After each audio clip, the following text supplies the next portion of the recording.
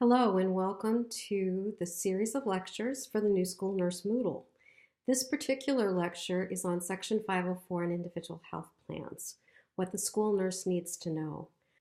I'm Mary Ann Strawhacker and I'm your host for today.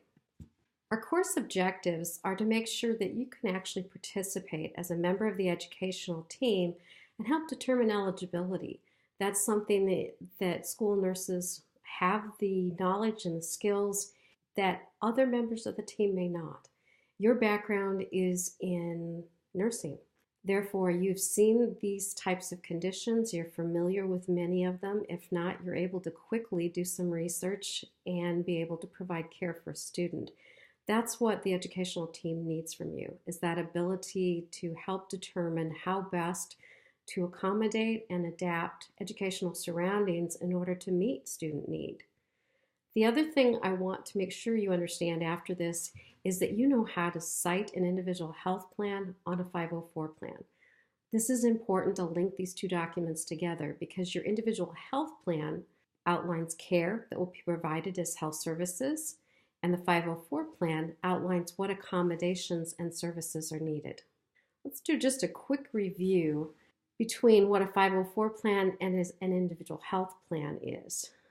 First of all, if you look, there are some similarities in that certainly this is a document that requires periodic updates. The 504 also is a document that allocates resources, just like our individual health plan does. The difference really is that a 504 is the district's response to a federal civil rights law. That's important to remember. It's not an educational law, it's a civil rights law. Therefore, the district has to accommodate to make sure there's no discrimination against any student who may have a physical or mental impairment. Whereas your individual health plan is your professional document designed to outline services that you provide as part of special health services.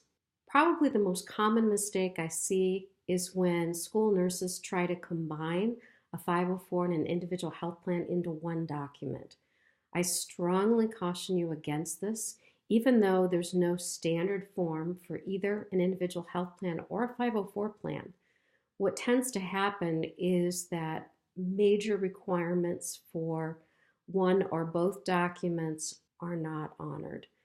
Keep them separate, keep them linked from the standpoint of cross-reference, but do not try and blend them into one document. Let's talk just a second about the difference between special education and Section 504. Special education is a federal education law. The difference really is that through the educational law, we're trying to educate students that have some pretty significant learning needs that may or may not be met in the classroom. Therefore, the student needs specialized instruction. That's instruction that's designed for them, it's designed to accomplish goals, and it's all spelled out in the individual education program/plan. The other thing is that special education is funded.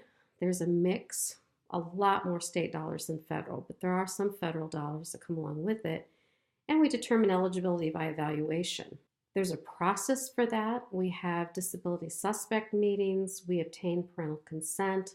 We have about 60 days in order to do that evaluation. And if the child's eligible, then we write services and activities into an IEP. If you look at that in contrast to 504, big difference is the type of law. Section 504 also has no federal funding. It is mandated that schools cannot discriminate against students who have disabilities.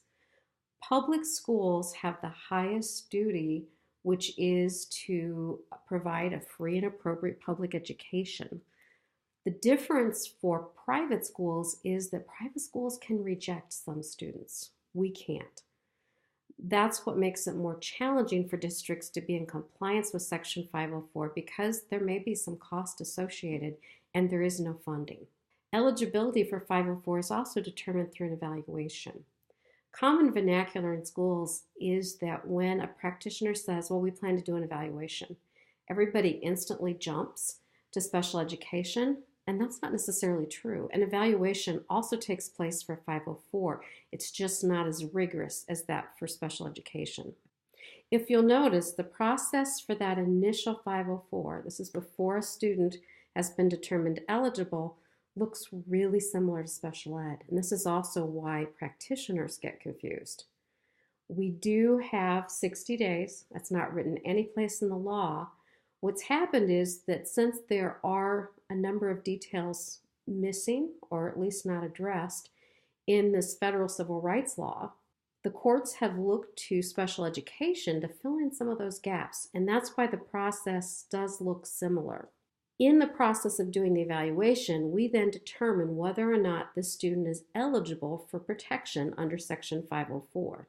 Why do we need to evaluate for Section 504? Why is it that we're going to evaluate eligibility for Section 504 plan? Why not just address those needs in an individual health plan, since oftentimes they are health related?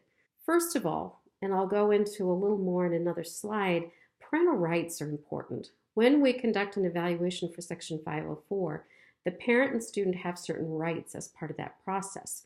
If we're just writing an individual health plan, those rights are not conveyed. The district also has an obligation to engage in what's called child find. This is true in both special ed and in Section 504, in that the district has to seek out any student that they believe might be eligible. And this is a very, very low bar for conducting an evaluation.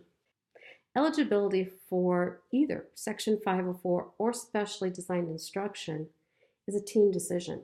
It has to be made by persons that are knowledgeable, and in this case, with a 504 plan, there's 3 roles: knowledgeable about the student, the meaning of assessment data, and somebody who's able to allocate resources or knowledgeable about placement options.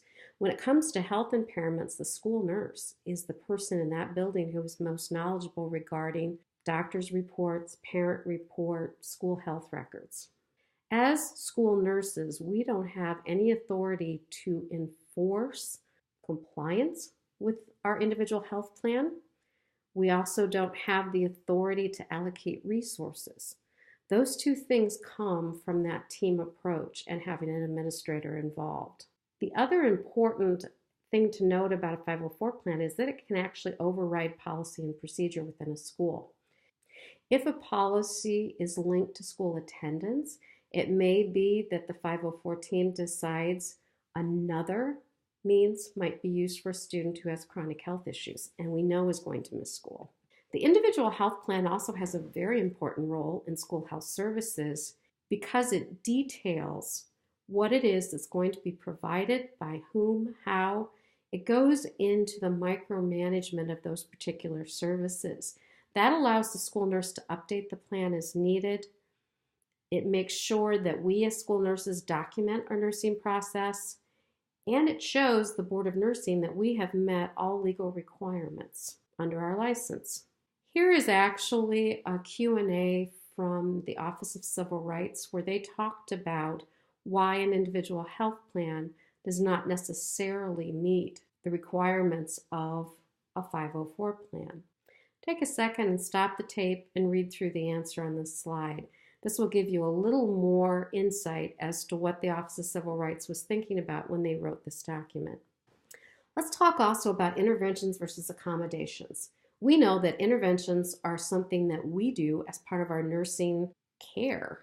An intervention is what it is we're providing to that student and how we're going to do it. The purpose of our intervention is to move the student to a higher level of health status, whereby an accommodation really removes barriers. The purpose of an accommodation is to allow access to services. Different approach. Our interventions are derived from our nursing diagnosis and most critically from our assessment. Once we determine what the student need is, we create a nursing diagnosis, then we develop interventions in order to improve student health status and or to prevent harm, prevent injury, whatever it is that's related to our nursing diagnosis. We're given authority to do that by the Iowa Board of Nursing. Accommodations are also derived from data that's collected as part of the evaluation. Because this is a federal civil rights law, accommodations carries with it an obligation for the student to receive certain accommodations and or services. And the services are very limited. Usually it's limited to health, maybe some guidance, career, vocational kinds of things that all students are provided. This type of a contractual agreement, if violated, could be means for a civil lawsuit. There are multiple roles played by individuals on the 504 team. First of all, we need to have an overall authority for Section 504. This is the person that's usually a coordinator. It may be a compliance officer. It might be a combined or a split role. It's up to the district to decide how to implement that. In most districts, it's counselors or administrators that write 504 plans. If you think about some of the things I've talked about already, such as change in policy or change in practice, maybe they're changing a bus route for a student who can't ride the bus as long as perhaps their normal routes would dictate. Nurses are not involved in every single 504 that's written at the school. Many of these are written for learning disabilities, and the nurse is not the expert in that area, so therefore you do not need to attend those meetings.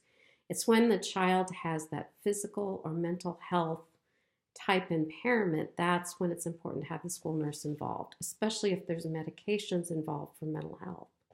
As school nurses, our role can be varied based on the district.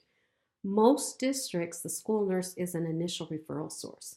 Oftentimes you'll find out that a student has a new diagnosis or is having difficulty with an existing chronic condition before anybody else does. You're the one who gathers that medical information. You might ask for a release of information. If you plan to involve any AEA staff whatsoever as an expert perhaps in your meeting, please make sure that you also include AEA on any release you get. There is a generic one that most districts use for their 504 plans. Please do not use special education, exchange of information, or release of information. Those are limited to just special education students. As school nurses, you also are going to participate in that team and help determine whether or not the student's eligible. That can become challenging because what we're looking at is the level of limitation that a particular condition imposes on a student. And given that limitation, what are the accommodations that we should offer to remove any barriers?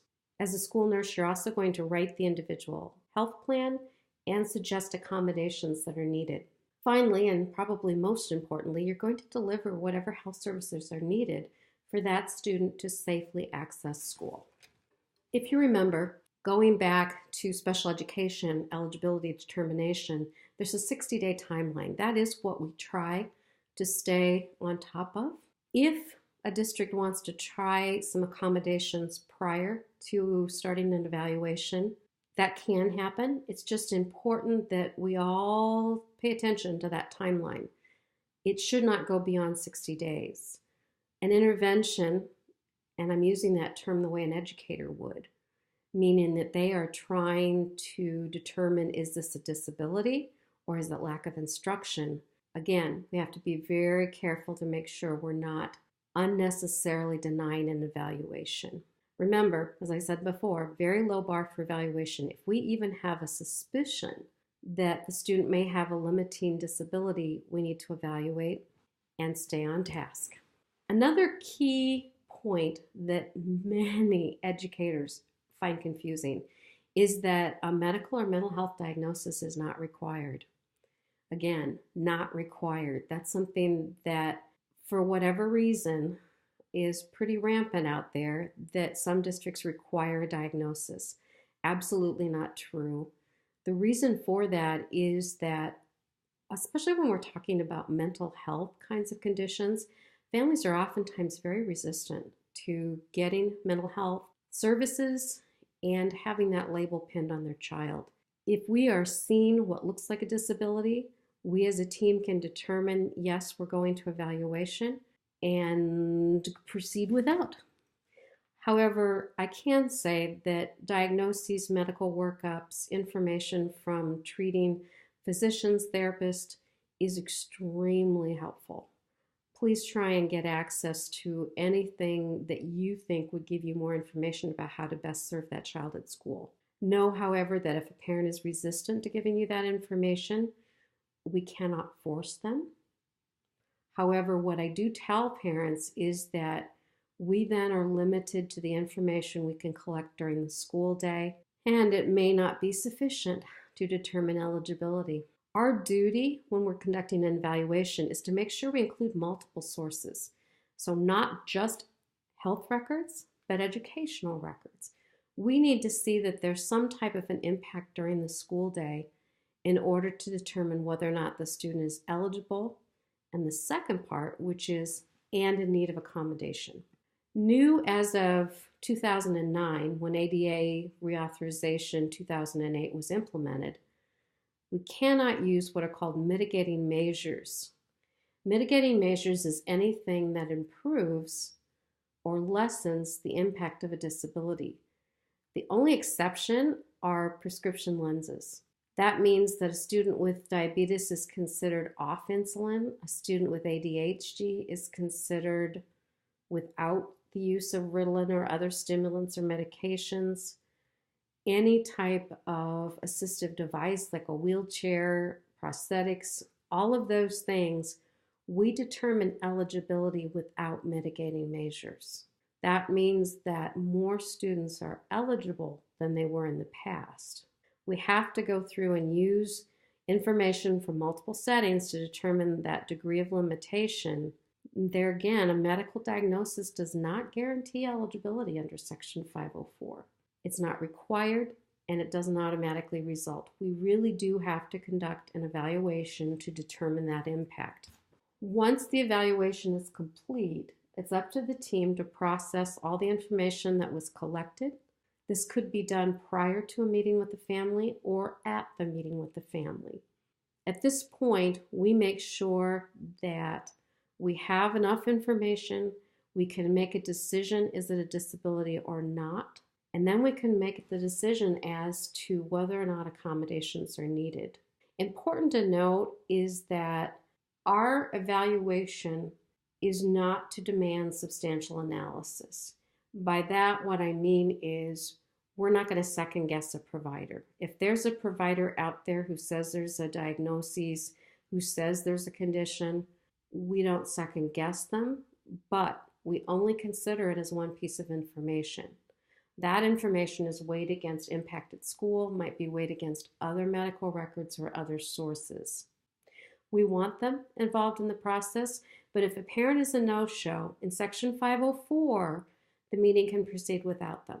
And then we just have to provide written notice to the parent as to what the decision was and any changes in placement.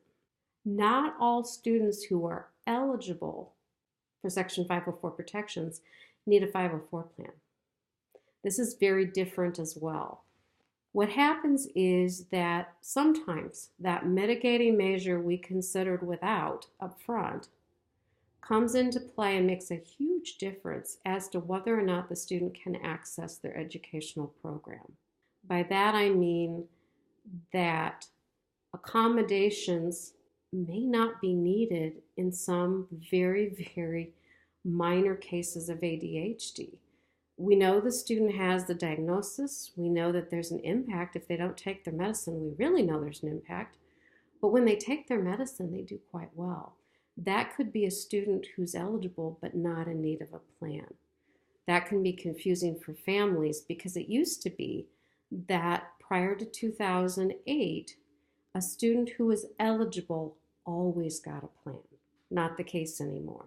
The important take-home message from this is that each and every case must be evaluated and must be decided individually. The term for what I just described is technically eligible. It means that they meet the requirement. They certainly are identified as having a disability. It's just that it's not rising up to that level of substantially limited such that a plan is needed. For those students who are technically eligible, they still have the right to certain protections. Those are listed here. Feel free to pause the slide and take a look at those. The just is that they have some anti-discrimination protections. Nothing specific to the student, such as an accommodation, but certainly there are protections. If you remember from the first part of this lecture, I talked about that need to cross-reference one to the other. On the 504 plan, all the details of the health services that will be provided become unnecessary if that link is made. It saves duplication and saves paperwork. What happens in the 504 is that the reference is made back to that individual health plan for those details. Now, in the individual health plan, we're not going to write in accommodations. Things like unlimited use of the water fountain, unlimited restroom pass, blood sugar checks to take place in the classroom. Those are all accommodations that are going to be written into the 504. What you would write in your individual health plan is an intervention that's more general that says collaborate with the 504 team to determine health-related accommodations. That's a general statement that then allows the two documents together to meet student need. What can be accommodated with a 504 plan? I think it's easiest to start with what can't be. That goes back to the design of curriculum. The same standards and benchmarks that educators use to determine what should be taught for general education students, that's what applies to Section 504. We would never modify curriculum to the standpoint that we change learning objectives. That can be difficult for both sides, both us in the health realm and educators to understand. What I'm saying is that the student will do the same assignments, they just might have some modifications. Instead of giving a speech in front of the class, if the student has anxiety disorder, they might be allowed to tape it or just to deliver it to the teacher. As long as the student is meeting those learning objectives, they would be graded like any other student. When we jump over into specialized instruction and specially designed instruction, that's special education. And at that point, if we're having to accommodate to that level, the team really needs to stop and say, is this still a 504 plan, or are we crossing over into the special ed realm? Other things, policies I think are the easiest to adapt. When we're looking at the environment, some of those can be costly. We have some students who need to be in air conditioning because of severe allergies or asthma. Most schools now have that, not all do. When we're looking at instructional practices, that's something that has been much easier over the years. As we're looking at MTSS, multi-tiered systems of support, there we go. As we're looking at that, the new way of teaching is that multiple modalities are included. We're going to have auditory, visual, tactile, multiple ways of teaching, which is really good for all students. That will help our students as well. To provide repetition, that can help multiple students in the classroom. Those things are not considered modifications in that they're not changing what's ultimately taught. They're just changing how it's taught. I talked a little bit about work product. There are other types of things too, like access to buildings, making sure that, for instance, if you have a student who uses a wheelchair and they're going to show choir competition, how can they access that? Maybe it's a student that has seizure medications that may need to be administered in the event of a breakthrough seizure. How is all that taken care of when the student travels for a wrestling meet? We have to think broadly when we're constructing these plans. Here are some pitfalls that I see commonly. Number one is that we can't assign the parent a task or the student a task. Student will request accommodations. This is how we're going to remove barriers, so the whole focus of the plan should be on what teachers, nurses, bus drivers, aides, paras, whoever's involved, what they're going to do to remove barriers. If a student is routinely absent, the plan won't protect them from absences either. There have been students that have a 504 plan and have still been brought into truancy court. Finally, a pitfall to avoid is that sometimes when students are feeling uncomfortable using an accommodation, the team will prematurely terminate all accommodations and say, well, they don't need a 504 plan anymore. What we have to do is work with the student, especially as they get to be that high school age group where they don't want to be different. And I have kindergartners who don't want to be different. So what we have to do is work with the student to determine, okay, what is acceptable, what's needed, what's acceptable, and how do we proceed. If a plan is not successful, then we need to continue working with that student. Here's some things that I see commonly happening in districts. One is that the school nurse isn't contacted early, or it's the day of the meeting and somebody pops by your door and says, oh, we need you in this meeting. Another thing could be that the district isn't understanding that very low bar to evaluate, and so they're only evaluating students that they are convinced are eligible, the parent is pushing the issue, or they've got a doctor's note in hand. Child fine, federal obligation is a very, very low bar. Continue to push for those evaluations. It's also, I don't feel appropriate, and this is my personal opinion, to make the school nurse a 504 coordinator or the person who writes 504 plans. And I say that simply because we don't, by discipline, have that training. That is not part of our education. It's not part of our ongoing continuing education even. That's why I continue to offer these classes, is so that you do have content and do understand the basics, but not to the level that a 504 coordinator would. Once a student has a plan or they've been determined eligible, it's important that yearly we look at the plan, if they have one, to determine if it's still relevant, make any updates, or if the student is eligible but not in need of a plan, that things haven't changed to the point where maybe now they do need a plan. An official reevaluation takes place every 3 years where we look at that eligibility. Most districts are complying with annual reviews. The law itself just says periodic updates. That can be misleading to districts and sometimes cause districts not to go back and review and make any necessary changes. So just know yearly is the best way to proceed, and then we keep current with these plans. There are times when we have a plan in place and it's just not successful. The steps that are needed in that case is that we continue to meet as a team. We may have more frequent meetings.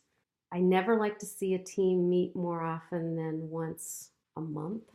If we're nearing graduation and we're still struggling to make sure accommodations are implemented, that's up to the team to decide. Monthly, I think, is plenty, often enough. We have to be willing to make changes as they're needed. Could be that you need some additional information, or it could be that you decide that the intensity and rigor of those accommodations has crossed the line and now it's looking more like specialized instruction. It is possible for some students to terminate the plan. As I said earlier, we want to make sure that we're not terminating prematurely, but it may be that whatever need the student has is no longer in existence. So at that point, we can terminate a plan. Something else that I think is important for some nurses to know is that if a student is currently using drugs or alcohol, they can be disciplined like any other student, and that is despite their 504 plan. However, if we feel that the student's behavior might be a result of disability, we do have to proceed with what's called a manifestation determination hearing. That means that all evidence collected as part of whatever happened is reviewed, and then the team makes the decision of what's going to happen next with that student. If discipline proceeds, that can be one outcome.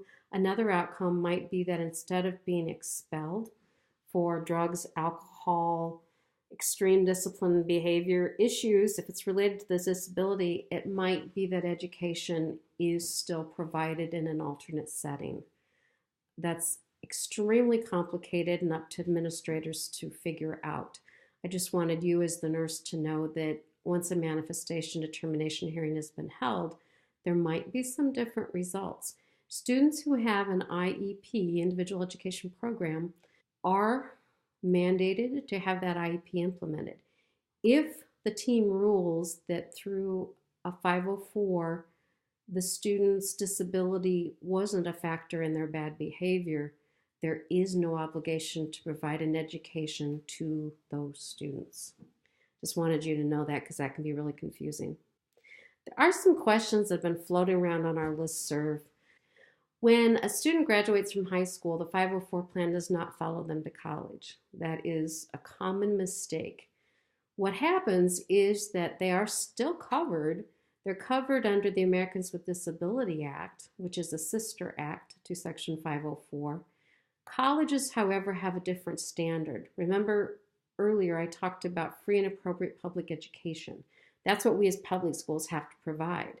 Because college isn't for everybody, nor is trade school, they only have to provide limited accommodations and only in the most severe cases. So what I tell students is, if they have a 504 plan in high school, the very first place when you do your college visit is to go talk to the Office of Disabilities and find out what type of accommodations you might be offered in college.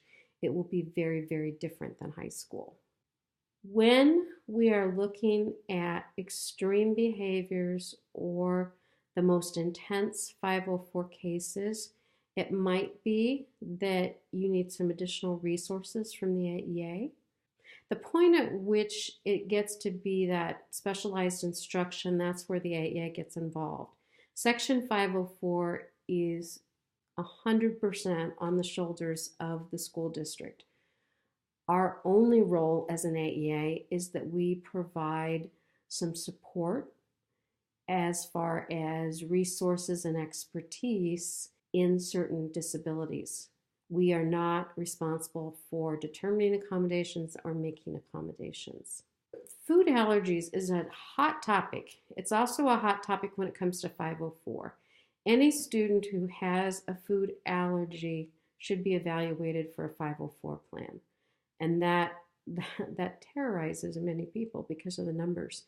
What we need to determine, though, is whether or not accommodations are needed.